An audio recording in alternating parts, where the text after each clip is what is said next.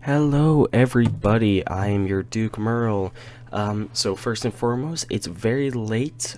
It is about midnight and everybody's trying to sleep right now, so I'm trying to stay a little quiet, okay? So that is why I'm speaking in the tone that I am. Hopefully you can all still hear me just fine. And I'm very annoyed right now because I've actually already recorded the episodes that I have done, but my recording software did not actually capture any of it. It just stayed on one frame and never switched. So I'm a little annoyed right now. However, since I've already played forward a little, I guess I know what I can do. So the first thing I'm going to do is I'm going to get a settler. Yes, I'm going to go ahead and build a settler. Actually, how much will it cost to purchase one? 320. I got 2 more points before I end up hitting this, so I don't have to build a granary just yet. So I'm going to build a settler, and let's go ahead and make sure we don't have to deal with any, well, I guess since there is the trader that we are building, let's go ahead and build that first. You can go right over there, you can go down here, and so I'm trying to think of what I'm going to do, and I want to go to war. I want to be a warlike civilization. I want to go to war. And of course, since the US really frowns on people going to war on their civilization or on their continent, I say let's kill them.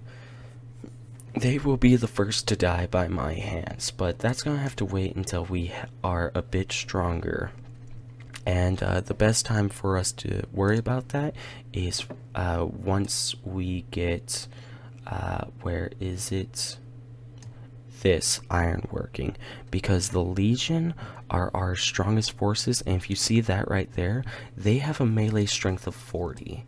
So once we get them, which actually will be immediately after this, we're going to rush for them, and we are going to try and just use them to our advantage, because with the Legion, they have a strength of 40, and as we can see here, they have a strength of 13.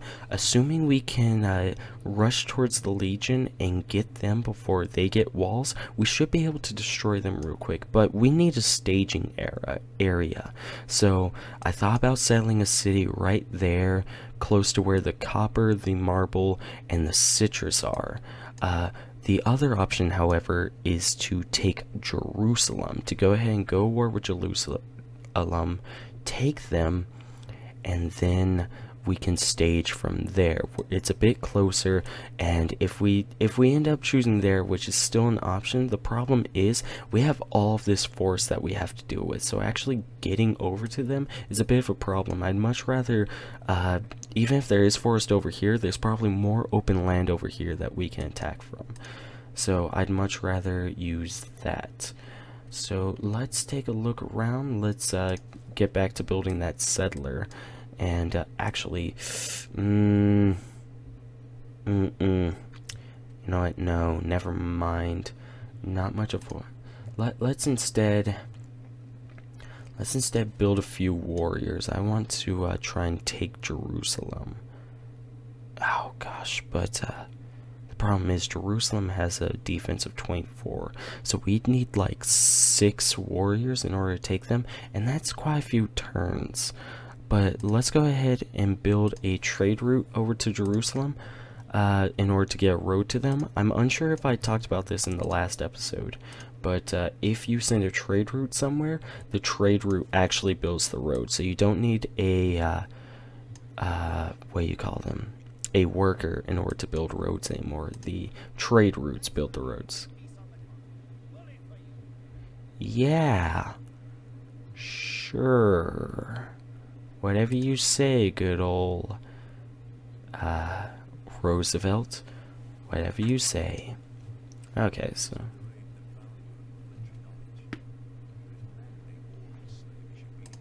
okay, so policies. I think we'll go ahead and let's get rid of that one and instead just have the base 1 plus production, because I find that that 1 production goes a very long way, especially early game. Cool, we have killed this unit, which should trigger this, which completes this quest. So we now have 2 envoys here. So that will be useful.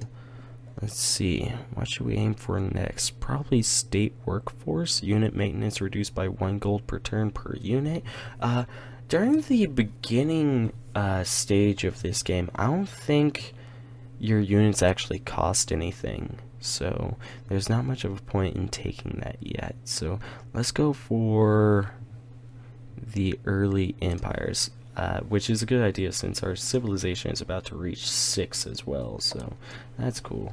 What would happen if there's no warmonger penalty at the beginning of the game, and I believe the reason for that is because you're still considered barbarians, so you going to war with a place actually doesn't hold too much, but once you reach the classical era, then there are problems with doing that. However, I'm willing to risk it just for the sake of taking Jerusalem. Their position is very strange, however, since it's there's so many mountains around them, and there's not much here. I mean, we can take that marble and that marble, but I guess that coffee as well. But all in all, this is just a very strange spot to have. Also, it's a very difficult spot to take because, again, we can only attack from 3 directions, and it has to be a melee battle because there's no way for us to attack from this direction or this way, and our slingers just don't do enough damage. So they would have to be archers and have to be 2 spaces back, but again, there's nowhere to set up. So we're just going to have to kind of wait on that one. Ooh, there's some jade right there. Okay. For Delegate Elmo, learn that Brazil is worshipping a pantheon of the gods focused on the god of the open sky belief. Okay. I'm not too worried about that. Alright, I'm unsure if I talked about this. So this is the special persons menu. So the way that works is it's still a point system for you to get special persons, but now it is kind of in this like shared melting pot of persons, and so pretty much everybody is competing for a great person, and that, you know, the one that you see right here is just the one that's there for that moment. But once you decide, you know, once you decide, yes, you know, I want this one, you take them out, and then the melting pot gets a little bit smaller, and as I understand it, the great persons eventually run out. So it's, I mean, that's different from the Civ 5 way, which I think is really cool. I like it more because that adds more urgency for you to decide on what exactly you're going to be going for. In this civilization, it looks as though every Civ, their special abilities are more so, how do I put it? They aren't really focused on, like, this civilization is focused on science, so you should focus on a science victory, or this one is focused on gets you know, war abilities, so you should focus on war. It really seems as though this game is more so just focused on you being like, I choose this, so and you just go for it, and pretty much every ability still kind of works that way. So you might as well just kind of you might as well decide what you want to do at the very beginning when it comes to victory, and just go for it. Domination, we only have A2 strength. Brazil is really high, and America is also high, but I'm not too worried about that, because again, once we get the Legion, we can just build a whole bunch of Legion units and destroy everything.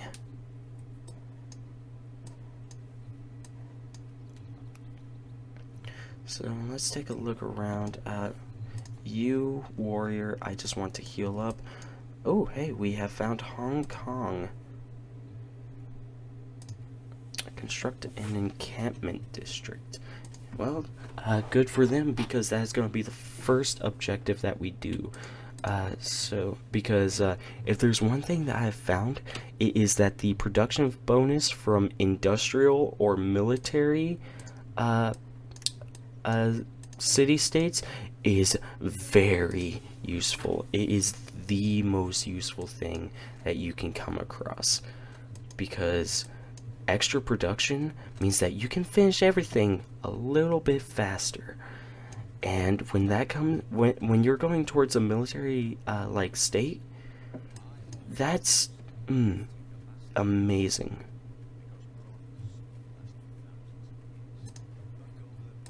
Okay. Reduce the cost of purchasing a tile by 20%. Nah.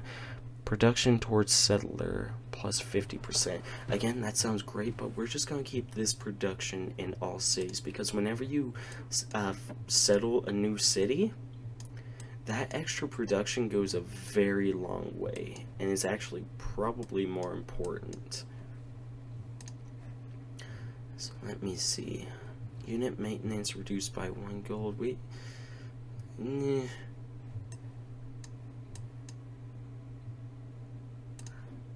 How long will it take us to build an encampment? 12 turns? Let's go for drama and poetry. We won't be building a wonder, but the other one we're more likely to be. Open borders? Sure. But the other one, we are more likely to build a district. In fact, we are going to be building a district. We're going to be building an encampment, so best to go ahead and take on that one.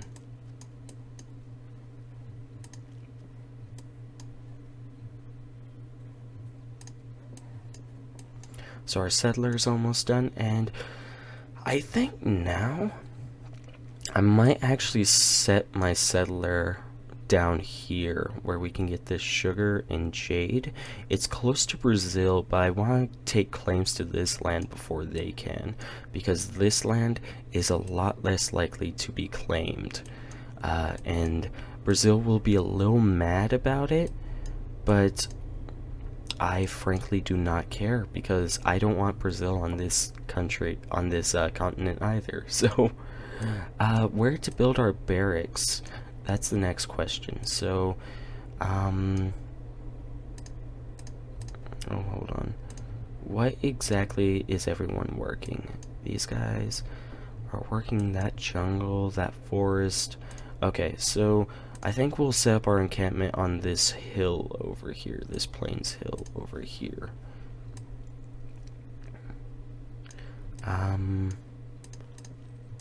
Also, it looks as though our settler is ready. I think the route is clear, so we shouldn't have to worry about protecting them. Ooh, there are horses over there, but again, we're gonna have Legion. I don't think we have to worry too much about that. Okay, let's use these people to kind of explore around real quick and kill any barbarians they might see. Ooh, some iron. Ooh, and a tribal village. Yeah, nice.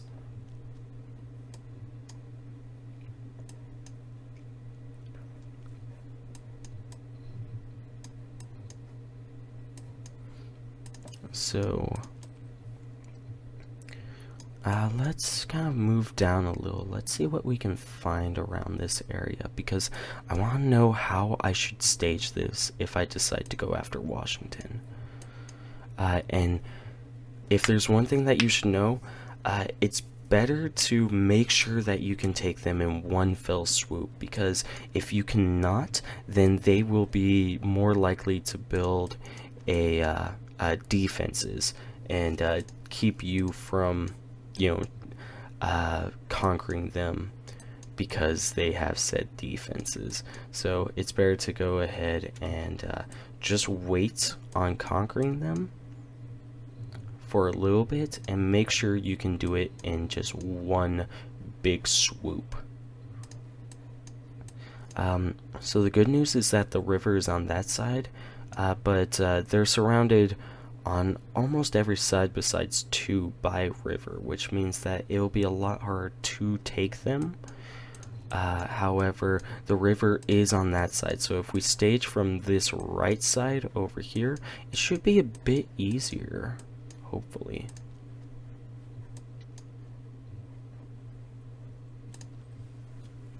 You go down there. Ooh, there's a road.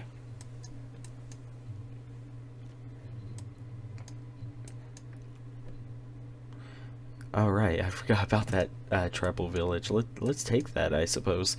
Okay, so we have this road to Jerusalem. So we're going to take down Jerusalem, okay? And again, we're going to settle a city right there that can more quickly get these luxury resources that I really want.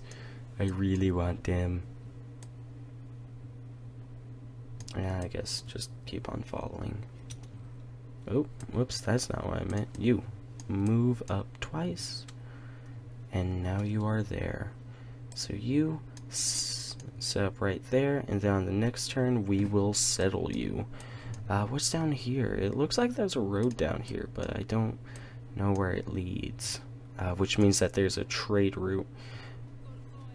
I am Gorgo, Queen of Sparta and leader of the Greeks. Who are you? What victories can you speak of? Hi Greece. First and foremost, I have no victories. I have not gone to war yet, but it's an honor to meet you. So let's go ahead and see what Greece is about. With your shield or on it, never gives up items in a peace deal, and like civilizations who match that approach, dislike civilizations who have capitulated or who have never gone to war. Okay, so they are warmongers, which means that we can probably benefit from going to war and having them as allies. It's found a city right here. Alright, so immediately off the bat we have jade and sugar in our disposal. Let's go ahead and focus on building a builder who will end up being very useful, I believe. Your people settle too close, you should consider seeking lands elsewhere. Yes, and I'm sorry, Brazil. I won't do that again. So let's see, does that... Okay, so too near to him. So we have a -3, but our delegate that we sent earlier in the game balances that out. That's the edge of the map. Okay, where do we all lead? So let's go ahead and take a look. Okay, so Sparta's right there. Again, they... Ooh, they're sending out a settler. Again, they will be valuable allies if we can get them on our side. So I say that we go ahead and really try... Ooh, Buenos Aires. Ooh, and we already get an envoy. So we have 2 more production in our main city. That's cool.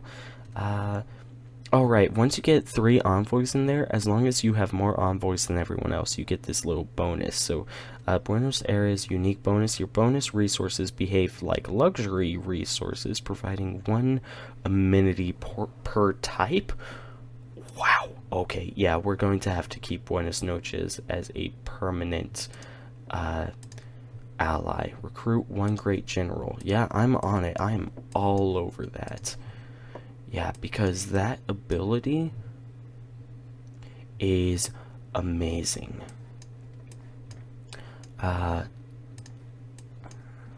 For us to have that, we'd like so to put that in perspective, so amenities is the new happiness of this game, except amenities is now per city instead of per civilization. So you can effectively set up as many cities as you want, but if they become unhappy because you have too few amenities, then they end up getting really annoyed by you. Wow, what's going on over there? Under siege. Uh-oh. I want to do that. But if the place has too low of amenities, then they will rebel against you. And I believe the city effectively creates units that attack you, I guess? I'm not exactly sure. It hasn't happened to me yet. But it does say that they will rebel against you. I really hope Jerusalem doesn't fall, because I want that land. I do not want either. I guess it's either Brazil or Washington, but Washington wouldn't go to war, so I guess it's Brazil that's doing that. I don't want them doing that, because I want that land to be mine. And it looks like Washington has set up Cincinnati right there. I keep saying Washington. That's because I look at that and I keep thinking of the past Civ games where Washington has almost always been the person of choice for the Americas. And it's a change of place for it to be Theodore Roosevelt. I think that's really cool. Okay, so first and foremost, let's immediately set up with a barracks. We want to start getting those great general points, because we want to pretty much cash in on as many great generals as we can, because +5 combat strength, it goes a long way. Like, they're set at 20. Imagine if they were 25. Ooh, okay, ooh, yes, okay. So we might be able to get lucky or something, and maybe, just maybe, Brazil would be too stupid to attack them, and we can just rush in and take it real quick. I don't think the AI is that stupid though, which is a shame. What should we go for next? Let's aim for currency, because we're going to be needing a big army. Yeah, there it is. That's a shame. Curse you, Brazil. I should have talked to Brazil about going to peace with them instead of attacking them. Okay, so if I had to make a new move now, okay, so I guess the new move is instead to start using Ostia as the next great attacking area. We can use Ostia to attack from the northern side, and let's actually circle our units around, because this area will be a lot easier to take if we're along this line. Also, with Greece behind us, they will not be able to attack us easily, or flank us easily, I should say. So yes, let's start going for that. Let's change our technology to archery. If we have archery, we can set fire upon them. Now the problem about doing this is that we'll end up getting Cincinnati instead of Washington, which is a big shame, but, well, actually, I suppose we could try and do that instead. Just go the long route around and start setting people up along this line. And then we can try and take Washington, move back, and take Cincinnati. But from the looks of it, from the domination victory, Washington, or god dang it, Teddy Roosevelt has the strongest military, which means that most of his military forces is going to be along this line. So it might be better to go ahead and take Cincinnati instead and not have to deal with all of these units. Of course, if we build a lot of Legion, we don't have to worry about it too much. I really want to get an envoy. Is there? Not yet. Okay. If I can get an envoy, then I can benefit a lot in sending him to Hong Kong and start getting their... Oh wait, not Hong Kong. Oh no, we already have one. Okay, so we're already getting +4 production in our capital. Never mind. Let me see here. Unit maintenance reduced by 1 gold per unit. That's...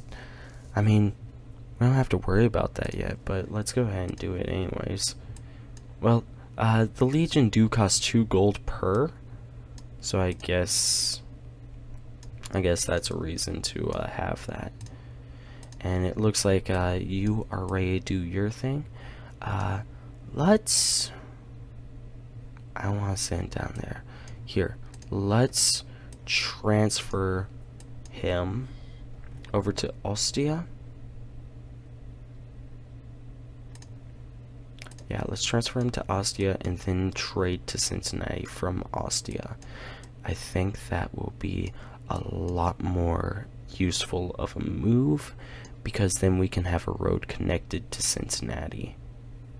And then hopefully they'll have a road. No, no, no. You calm down, lady. I'm not avoiding war. I'm just planning it out.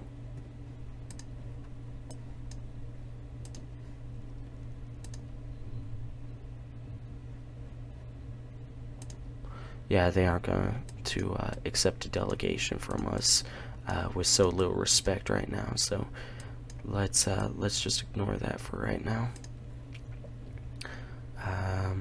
Yes, you start trading with Cincinnati.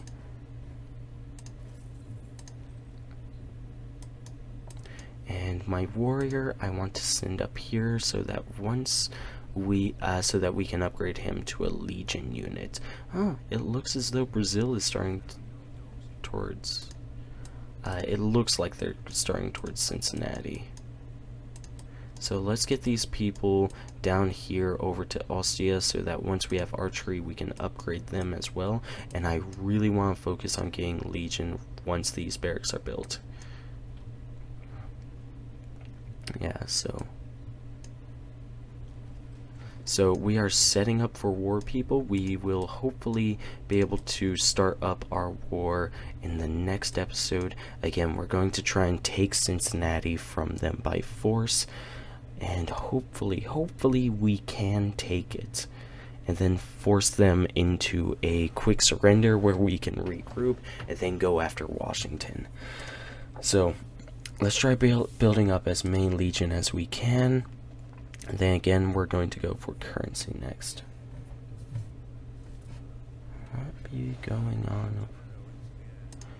Yeah, yep, okay, cool. Back to currency, and you, yes, political philosophy. Because with political philosophy, you can get more of the card slots by taking up a new political system, which is, it's invaluable. It gives you more bonuses. So you upgrade into an archer.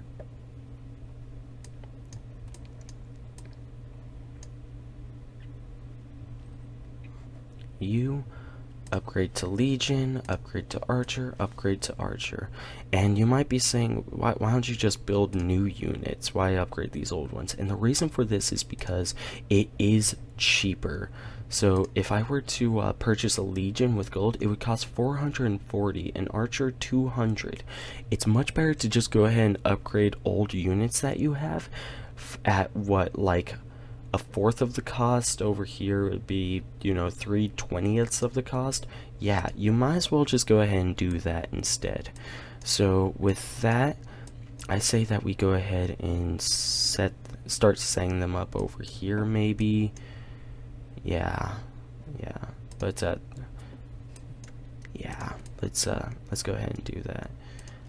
I'm not sure why they can still move since I just upgraded them, but I'm out of time, so unfortunately we're gonna have to wait and see on the next episode what happens. Go ahead and click the subscribe button down below and we'll see what happens during the Battle of Cincinnati. The like and dislike buttons are there for your amusement. As usual, have a wonderful day and thank you so much for watching. Bye!